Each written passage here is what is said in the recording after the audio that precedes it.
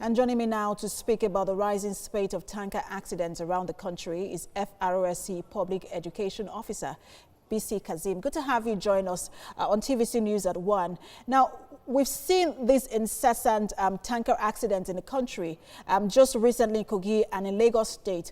What has the Corps identified as the major reason for this? Well, thank you for having me. We're looking at it holistically. In such situations like this, there are three constitutive agents.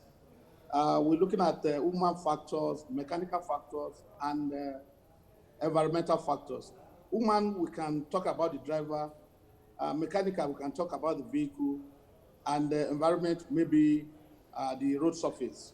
So this situation is mostly combined with attitude of drivers and the state of the vehicle. Some of these vehicles are aged vehicles, more than 30 years, and that is why they lose brake anyhow.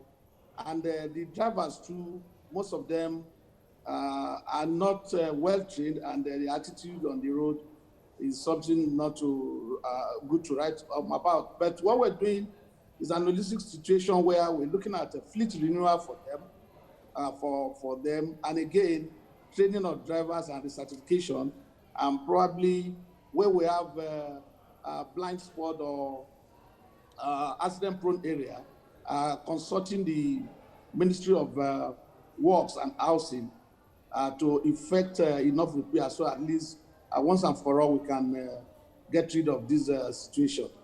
Right, so we understand that there are guidelines to all of this. For example, some of these tankers are supposed to move at a particular time on certain roads.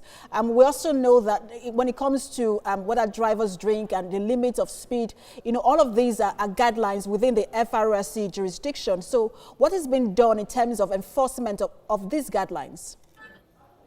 Well, if you look at our enforcement level, if you give the statistics of particular tankers or trailers or flatbed trailers that we arrest on a daily basis, in fact, because of them, we've gone ahead to establish about 201 mobile courts to try them summarily.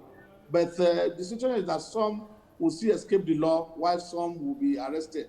We're doing our best to make sure that, in fact, we have gone ahead to even have what is known as safe load program, where we have a checklist looking at what they are supposed to do at their tank farms before they even go out. So we have our staff there making sure that some of these recreative vehicles are checked. We look at, we test them with breathalyzer and alkalizer while we still go on the road to enforce. But it's just unfortunate that this is happening about this time with all efforts. In fact, there was a time the federal government, under the Secretary to Federal Government, had to even come up with a particular workshop where 4 committees were set up: finance committee, training committee, enforcement committee, and so on and so forth. And so if I may just jump in here quickly, because we say this now, but there are people who are mourning right now. They're mourning their loved ones. A lot of people have died within the past 2 days, and they belong to a family. Others have sustained degrees of injuries being catered for right now by family members.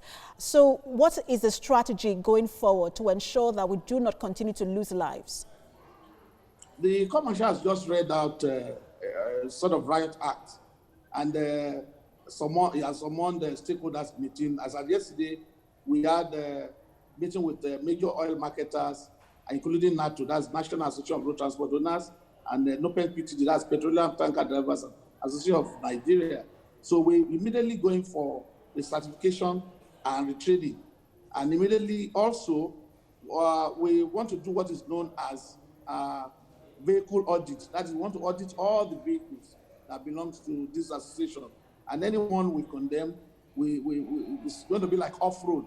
We will not allow such vehicles again on our roads, and we will equally sustain the safe loading system where checklists will be used at all the tank farms in Nigeria, whether in One or Lagos or anywhere. So these are immediate thing that we're going to do, while we are equally talking about intermodal system of transportation, where we are employing the government to make sure that our railway works, so that some of this thing can go through rail, while even the pipeline too.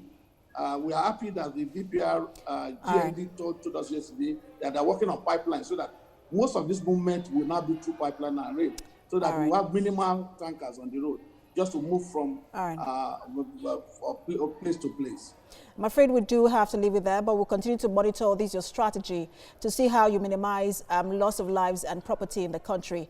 FRSC Public Education Officer BC Kazim, thanks for talking to us. You're welcome.